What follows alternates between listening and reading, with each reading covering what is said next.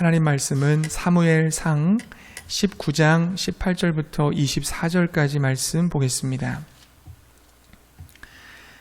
사무엘상 19장 18절에서 24절까지의 말씀입니다. 구약 441페이지에 있습니다. 사무엘상 19장 18절에서 24절까지 말씀을 우리 같이 한 목소리로 읽겠습니다. 다윗이 도피하여 라마로 가서 사무엘에게로 나아가서 사울이 자기에게 행한 일을 다 전하였고 다윗과 사무엘이 나요스로 가서 살았더라. 어떤 사람이 사울에게 전하여 이르되 다윗이 라마 나요스에 있더이다 하매 사울이 다윗을 잡으러 전령들을 보냈더니 그들의 선지자 무리가 예언하는 것과 사무엘이 그들의 수령으로 선 것을 볼 때에 하나님의 영이 사울의 전령들에게 임하매 그들도 예언을 한지라. 어떤 사람이 그것을 사울에게 알림해 사울이 다른 전령들을 보냈더니 그들도 예언을 했으므로 사울이 세 번째 다시 전령들을 보냈더니 그들도 예언을 한지라. 이에 사울도 라마로 가서 세구에 있는 큰 우물에 도착하여 물어 이르되 사무엘과 다윗이 어디 있느냐? 어떤 사람이 이르되 라마 나요스에 있나이다.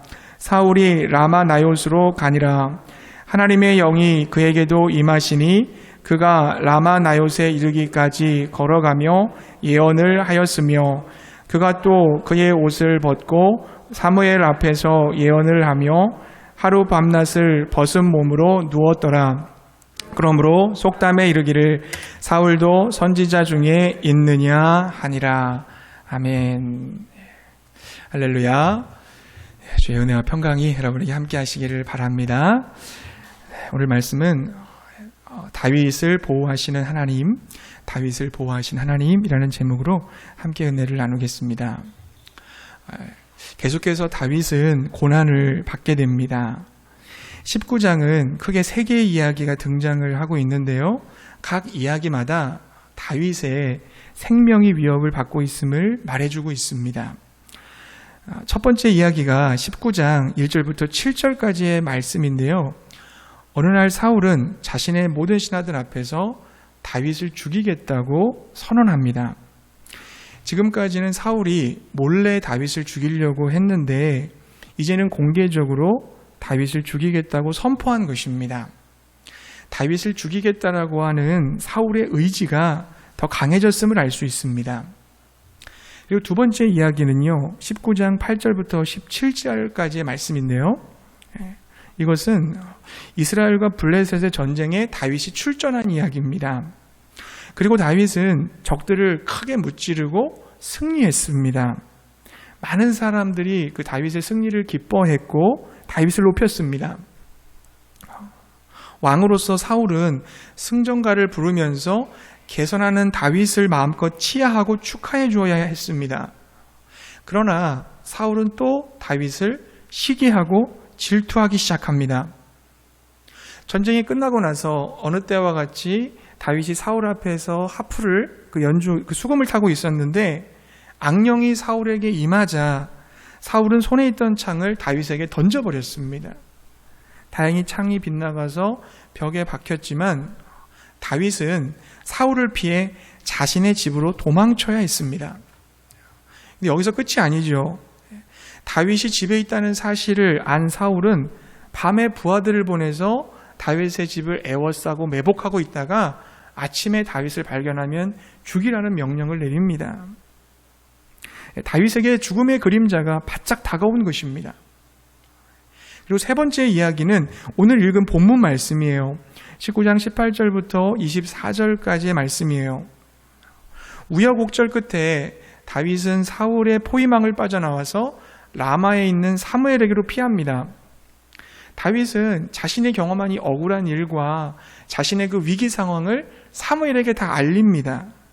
곧 사무엘은 다윗과 함께 나요시라는 곳으로 이동을 해서 거기에 머물게 됩니다. 그러나 누군가 사울에게 나요스에 다윗과 사무엘이 있다는 사실을 전하게 됩니다. 사울은 어떻게 해요? 즉시 그의 부하들을 보내서 잡아오라고 합니다. 첫 번째 한 번 보내서 해결이 안 되니까 3번에 걸쳐서 부하들을 보냈고 나중에는 사울 자신이 직접 다윗을 잡겠다고 나요스로 오게 됩니다. 사울의 칼 앞에 생명을 잃을 위기에 처한 다윗을 여러분 한번 보십시오. 이와 같은 다윗은 3번이나 죽음의 위기에 떨어졌습니다. 저는 이 다윗이 이와 같은 위기 상황에 빠져 있는 것을 보면서 시편 40편의 말씀이 떠올랐습니다. 시편 40편 2절에 보면 이렇게 돼 있어요. 나를 기가 막힐 웅덩이와 수렁에서 끌어올리셨다. 이렇게 고백을 했습니다. 그러니까 다윗은 과거에 기가 막힐 웅덩이와 수렁에 빠진 경험이 있었던 것입니다. 자, 그 환난의 때에 다윗이 어떻게 했다는 거예요? 40편 1절을 보게 되면 여호와를 기다리고 기다렸다 이렇게 얘기를 했습니다. 여러분, 다윗이 잘못한 것이 있습니까? 다윗은 생명을 걸고 블레셋의 장군인 골리앗하고 싸웠습니다. 이스라엘과 블레셋이 부딪히고 전쟁이 날 때마다 항상 출전해서 싸워 승리했습니다. 그는 여호와 하나님을 의지했고 여호와 하나님 마음에 합한 사람이었습니다. 그러나 그에게 닥친 것은 뭐였어요? 고난이었습니다. 그는 사울 왕의 시기와 질투의 대상이 돼서 미움을 받았습니다. 자신에게 창이 날라오고 사울의 부하들이 자기의 집 주변을 에워싸서 죽이기로 혈안이 되어져 있고 사울 자신이 직접 다윗을 죽이겠다고 다가오는 그 위기에 처해 있는 것입니다. 다윗은 자신의 일터에서 쫓겨나고 집에서도 도망가고 이제 살해의 위험에 지금 직면하고 있는 것입니다. 그때 이런 위급한 상황에서 다윗이 한 일이 뭐예요? 기다리는 거였습니다. 악한 사울과 맞서는 것이 아니라 자신의 그 억울한 사정을 수많은 사람들에게 다니면서 얘기한 것이 아니라 그저 하나님 앞에서 기다린 것이었습니다. 시편 40편 1절에 보게 되면 내가 여호와를 기다리고 기다렸다 이렇게 얘기했습니다. 간절한 기다림을 의미하는 거죠. 같은 단어가 2번 반복했다는 것은 그만큼 강조를 하고 있는 것입니다. 또한 이것은 응답될 때까지 포기하지 않고 끝까지 기다렸다 이런 뜻을 가지고 있습니다. 이것을 다른 말로 뭐라고 표현할 수 있어요? 인내라고 할 수 있겠죠. 여러분, 인내는 뭡니까? 신앙의 가장 기본적인 태도잖아요. 그러나 신앙의 가장 기본적인 태도인 인내가 얼마나 여러분 하기가 어렵습니까? 인생에 있어서 가장 힘든 것을 꼽으라고 한다면 아마 참는 것일 것입니다. 기다리는 거예요. 특별히 여러분, 웅덩이와 수렁에 빠진 상태로 기다린다고 한번 생각해 보십시오. 너무나 고통스러운 일입니다. 이렇게 볼 때 이 기다림이란 그리스도인들이 세상을 살아가면서 지고 가야 될 십자가의 다른 표현일 수도 있습니다. 왜냐하면 십자가라는 상징이 내표하고 있는 의미가 뭐예요? 자기 포기, 그리고 죽음, 그리고 내려놓음 이런 것이잖아요. 자기를 내려놓고 포기하지 않고는 온전히 하나님의 시간을 기다릴 수 없기 때문에 그렇습니다. 우리가 신앙생활에서 종종 실패할 때가 있잖아요. 그때는 언제입니까? 기다릴 수 없었을 때, 더 이상 기다리지 못할 때예요. 기다림을 포기하면 그 순간 우리에게 다가오는 모습이 불신앙적인 모습입니다. 스스로 내가 이 문제를 해결해야 되겠다라고 다가서는 순간 일은 더 꼬이기 시작하는 거죠. 그렇다면 여러분, 사람들이 왜 이렇게 기다리기를 어려워할 거예요? 그 이유는 조급함 때문에 그렇습니다. 빨리 이 문제를 해결해버리고 싶은 거죠. 빨리 끝내고 싶은 것입니다. 그러나 다윗은 조급하지 않았습니다. 자기 방식으로 이 문제를 해결하려고 하지 않았습니다. 그는 계속되는 죽음의 위기 앞에서 기다렸습니다. 하나님을 바라보며 인내한 것입니다. 사랑하는 성도님들, 우리도 때로 억울한 일을 받을 때가 있어요. 억울한 일을 당할 때가 있어요. 이유를 알 수 없는 고난에 내던져질 때가 있습니다. 그때 사람들과 다투지 마십시오. 하나님을 향해서 원망하고 불평하지 마시기 바랍니다. 그때 여러분, 우리 어떻게 해야 돼요? 기다리시기 바랍니다. 인내하시기 바랍니다. 하나님이 역사하실 때까지, 하나님이 일하실 때까지 기다리시기 바랍니다. 하나님을 기다리는 자에게 하나님이 응답해 주실 줄로 믿습니다. 하나님을 바라보며 인내하는 다윗을 하나님께서 그냥 내버려 두지 않으셨어요. 하나님이 어떻게 응답을 해주셨습니까?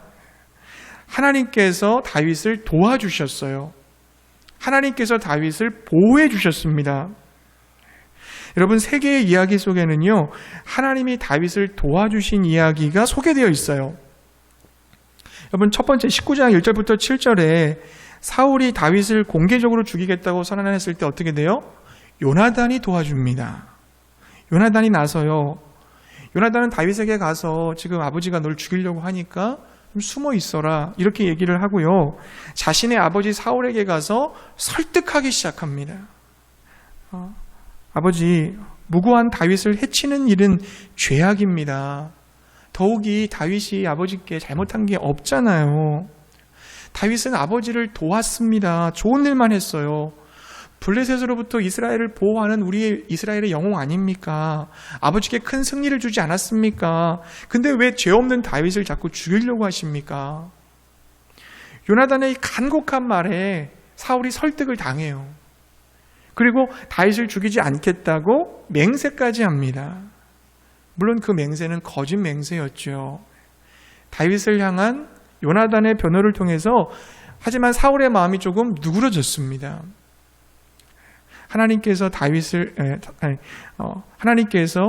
요나단을 통해서 다윗을 도와주신 것이죠. 여러분, 19장 8절부터 17절의 이야기도 봅시다. 블레셋과의 전투에서 승리한 다윗을 질투한 사울이 다윗에게 창을 던지자 다윗은 자신의 집으로 피신했다고 그랬습니다. 그러자 사울이 병사들을 보내서 다윗의 집을 에워쌌고 다윗을 죽이려고 기다리고 있었다고 그랬어요. 그때 어떻게 하나님이 역사하세요?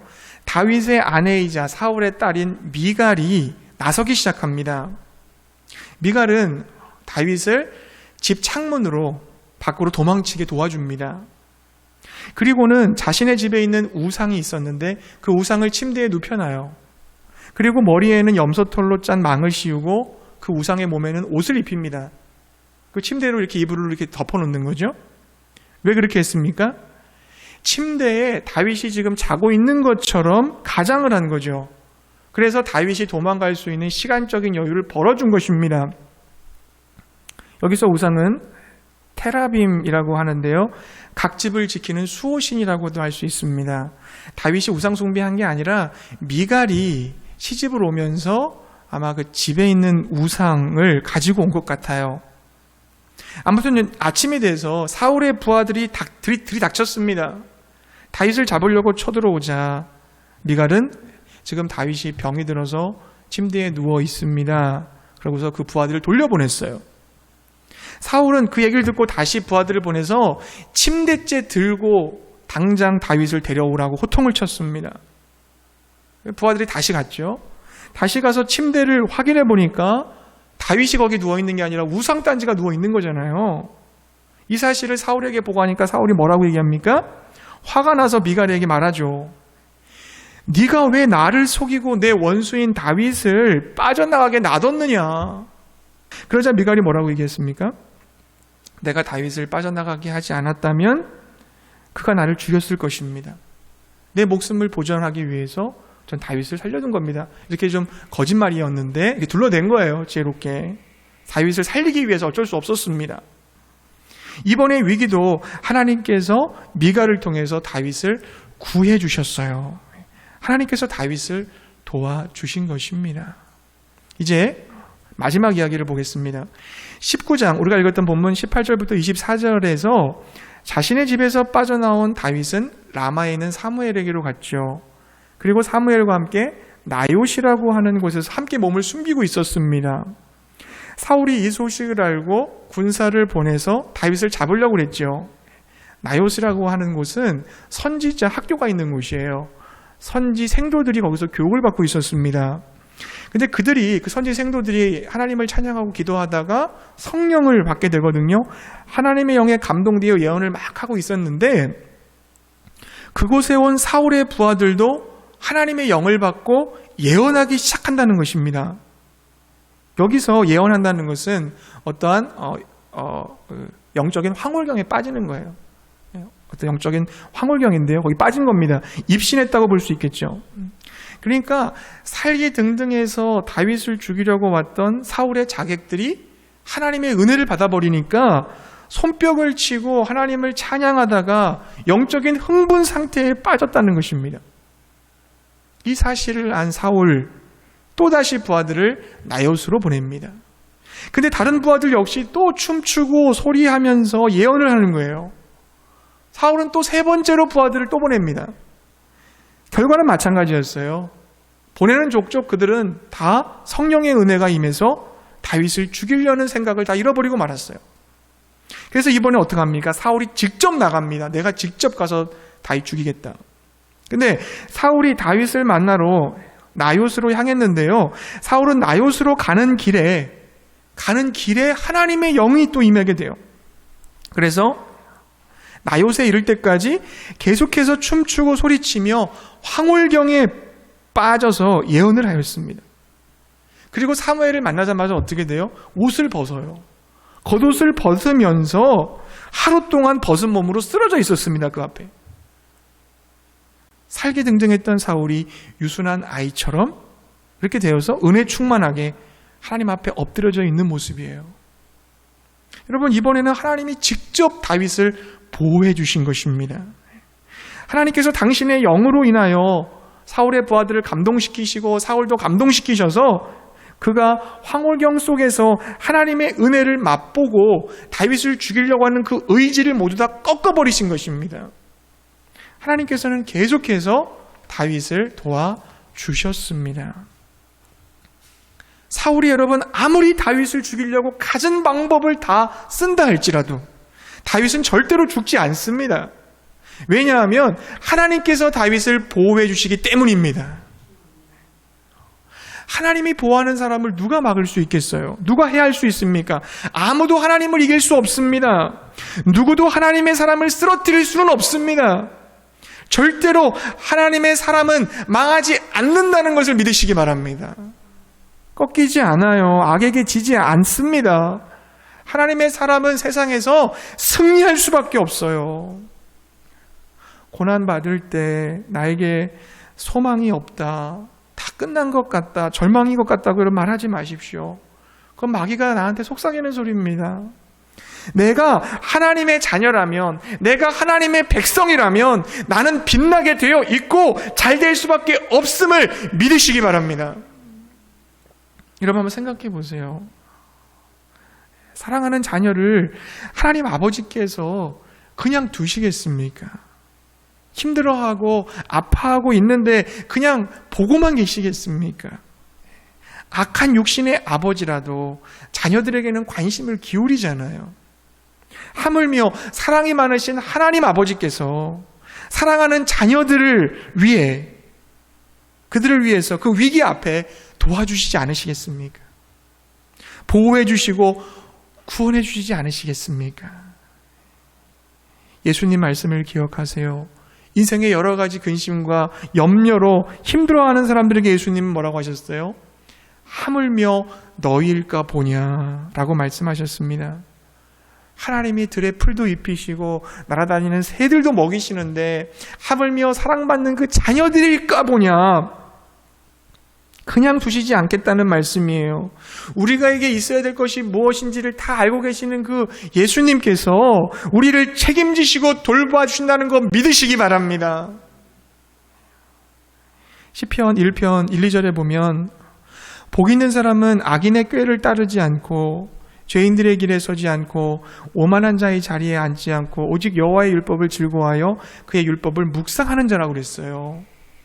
여러분, 이 말씀은 복 있는 사람이 되려면 악에서 떠나서 말씀을 묵상해야 된다, 이런 뜻이 아니에요. 복을 받으려면 복 받을 만한 일을 해라, 이런 것이 아닙니다. 이 말씀은 복 있는 자가 어떤 자인지를 가르쳐 주는 것입니다. 여기서 복 있는 사람은 하나님의 백성을 말하는 거예요. 따라서 하나님의 백성은 이미 복받은 자라는 겁니다. 예수님을 믿고 하나님의 자녀가 된 사람은 이미 엄청난 복을 소유하고 있음을 믿으시기 바랍니다. 그렇게 복받은 사람인 예수 믿는 사람은 어떤 삶을 산다는 거예요? 그는 악에서 떠나고 하나님의 말씀을 묵상한다는 거죠. 내가 악을 떠나 말씀 묵상을 했기 때문에 내가 하나님의 자녀가 되었고 복 있는 자가 된 게 아니라는 거예요. 내가 하나님의 자녀이고 복받은 자이기 때문에 내가 악에서 떠나고 하나님 말씀을 묵상하더라는 것입니다. 우리는 시냇가에 심겨진 나무예요. 그러니까 철을 따라서 열매를 맺고 그 잎사귀가 마르지 않을 수밖에 없는 겁니다. 하는 모든 일이 형통할 수밖에 없는 거예요. 너무나 당연한 겁니다. 이거는 불문가지라고 하잖아요. 묻지 않아도 알 수 있는 일이에요. 그러므로 다윗을 보호하신 그 하나님은, 다윗을 이기게 하신 그 하나님은 동일하게 저와 여러분을 보호하시고 이기게 하시는 줄로 믿습니다. 우리는 다른 데 더 욕심낼 필요가 없어요. 우리는 이미 가진 자요, 이미 행복한 사람들이요, 주님 앞에 복받은 자인 줄로 믿습니다. 우리는 하나님의 자녀잖아요. 하나님만이 주실 수 있는, 하나님께로부터 오는, 세상은 줄 수 없어요. 오직 하나님으로부터 주시는 거예요. 하나님께로부터 주실 수 있는 유일한 생명과 진리와 의와 거룩과 영생과 영광과 충만을 소유한 자들이라는 겁니다. 이것이 우리의 우리됨이에요. 그리고 이것이 우리의 보상이고 영광이고 승리이고 힘인 줄로 믿습니다. 이것을 마땅히 누려야 하고 세상 앞에 증거해야 된다는 것입니다. 창세기 26장 19절부터 22절을 보게 되면 이삭이 우물을 파는 얘기가 나와요. 근데 이삭이 우물만 파면 적들이 와서 그걸 빼앗습니다. 이삭이 또 파면 적이 와서 또 빼앗습니다. 그러면 또 이삭이 또 우물을 파요. 그러면 또 나와요, 우물이. 그럼 적들이 또 와요. 적들이 아무리 이삭의 우물을 빼앗아 가도 하나님께서 계속 이삭에게 우물을 주신다는 거죠. 마치 이삭이 파기만 하면 거기에 우물이 생기는 것 같아요. 다른 사람들은 아무리 파도 우물이 안 나오는데 이삭은 우물만 파면 하나님이 거기다 물을 대주신다는 거죠. 우물이 되게 만들어주신다는 겁니다. 이 장면을 창세기 26장 22절 이렇게 증언했어요. 이삭이 거기서 옮겨 다른 우물을 팠더니 그들이 다투지 아니하였으므로 그 이름을 르호봇이라 하여 이르되 이제는 여호와께서 우리를 위하여 넓게 하셨으니 이 땅에서 우리가 번성하리로다 하였더라. 여러분, 여기서 한 가지 좀 궁금한 게, 처음부터 하나님께서 우물을 팠을 때 빼앗기지 않게 하시면 되잖아요. 왜 빼앗기게 하고 또 파게 하실까요? 다윗이 사무엘에게 숨어 들어갔을 때 발각되지 않게 하시면 되잖아요. 그럼 사울하고 사울 부대가 올 필요도 없잖아요. 예언을 받을 필요도 없고. 왜 하나님께서는 이삭 우물을 빼앗기게 하시고 또 파게 하시고 이렇게 하는 걸까요? 하나님께서 뭘 말씀하시는 겁니까? 빼앗겨도 괜찮다는 거죠. 빼앗겨도 된다는 겁니다. 끄떡 없다는 겁니다. 하나님의 지경은 넓다는 거예요. 고난이 있어도 어려움을 당해도 하나님의 자녀는 하나님이 책임지신다는 겁니다. 하나님이 넓게 하시고 하나님이 번성하게 하신다는 것입니다. 갑부의 아버지를 둔 자녀는 두려워하지 않아요. 왜? 하나님, 내 아버지가 갑부시니까. 넉넉한 것입니다. 다윗에게 하나님이 뭘 가르쳐주려고 하는 거예요? 네가 고난이 있고 어려움이 있어도 네가 하나님의 자녀라고 한다면 내가 너를 끝까지 책임진다는 걸 가르쳐주기 위함인 거예요. 그래서 하나님만을 의지하라는 거죠. 하나님의 왕권을 인정하고 하나님을 따라 살라는 겁니다. 사랑하는 성도님들, 저와 여러분은 하나님 자녀예요. 하나님의 백성입니다. 그러므로 하나님이 넓게 하실 것입니다. 우리를 복되게 하시고 승리하게 하실 것입니다. 당연한 결과임을 믿으시기 바랍니다. 그냥 당연한 거예요. 당연한 거예요. 하나님의 자녀들에게 하나님이 복 안 주시면 누구에게 복을 주십니까? 하나님이 책임 안 지시면 누굴 책임지시겠어요, 하나님이? 그러므로 하나님 자녀의 정체성을 가지고 인내하며 하나님의 백성답게 살아가시기 바랍니다. 사랑하는 성도님들, 하나님의 자녀, 하나님의 백성, 하나님의 사람은 반드시 하나님이 도와주세요. 그리고 책임져 주시고 영광스럽게 해주시겠다 하셨습니다. 그렇다면 여러분, 하나님 자녀의 정체성은 뭘까요? 하나님 자녀의 정체성은 뭡니까? 하나님의 자녀답게 산다는 것은 뭘 말하는 거예요? 그것은 하나님의 왕권을 인정한다는 겁니다. 하나님의 왕권을 인정한다는 거예요. 사울이 왜 다윗과 같이 살 수 없었을까요? 그 이유는 하나님의 왕권을 인정하지 않고 자신의 왕권을 주장했기 때문이에요. 사울에게 하나님의 영이 임했어요. 그가 놀랍게도 예언을 했습니다. 이것은 하나님께서 사울에게 회개할 기회를 주신 거예요. 하나님께서 다윗을 왕으로 세우려고 하시는구나. 이게 하나님의 뜻이라면 내가 받아들여야겠구나. 하나님께 정말 하나님, 저의 왕의 자리를 빼앗으려는 다윗을 제가 미워했습니다. 그러나 하나님이 다윗을 왕으로 세우시라는 것을 결정하셨다면 제가 하나님의 뜻대로 제 왕의 자리 내려놓겠습니다. 이게 하나님의 왕권을 인정한 사람의 자세인 거죠. 사울이 이렇게 했더라면 얼마나 좋았을까요? 그러나 사울에게 있어서 자신의 왕권을 내려놓는다는 것은 쉬운 일이었을까요? 결코 쉽지 않은 일이죠, 여러분. 어려운 일입니다. 권력을 맛본 사람이에요. 왕이 뭔지를 아는 사람이에요. 자기 한마디에 모든 게 다 움직일 수 있는 것을 경험해 본 사람이에요. 그리고 권력을 자신의 아들 요나단에게 물려줘서 왕조를 이루고 싶어하는 지금 사람입니다. 근데 그것을 포기하는 것이 여러분 쉽겠습니까? 권력을 쥔 자는 권력이 더 커지고 더 절대화되기를 바라는 마음이 다 있어요. 그러니까 그 권력을 방해가 되는 사람이 나타나면 어떻게 돼요? 제거 대상인 거죠. 제거 대상인 겁니다. 사랑하는 성도님들, 우리가 예수님을 믿기 전에는 어떻게 했어요? 내 나라에서 내가 왕이 되어 내 마음대로 하고 살았습니다. 내 인생, 내 나라에 내가 주인이고 왕이 되어서 내 마음껏 권력을 휘두르고 살았어요. 내가 기준이에요. 모든 것은 다. 나를 아프게 하고 힘들어하는 사람이 나타나면 다 적인 겁니다. 나의 행복을 빼앗아 가는 사람은 다 원수가 되는 그런 삶을 다 살았던 사람들이에요, 우리는. 그러나 여러분, 우리가 예수님을 믿는 순간 우리 달라졌습니다. 내 나라에서 하나님의 나라로 옮겨진 거예요. 이제 하나님의 나라에서는 하나님을 왕으로, 주인으로 믿고 따라야 됩니다. 그러므로 이제 내 마음대로, 내 뜻대로 사는 것이 아니라 하나님의 뜻대로, 하나님의 말씀대로 살아야 하는 것입니다. 그러니까 하나님의 기준이 되는 거죠. 이제 내 기준이 아니라 하나님이 기준이 되어 살아가는 거예요. 하나님이 무엇을 원하실까? 하나님이 무엇을 기뻐하실까? 하나님의 마음은 어떤 것일까? 하나님 중심으로 살아가는 거예요. 날마다 하나님을 의식하고 살아가는 것, 날마다 하나님 앞에서 살아가는 것, 날마다 하나님을 바라보며 살아가는 것인 줄로 믿습니다. 하나님의 왕권을 인정하는 거, 이게 여러분 쉬운 일입니까?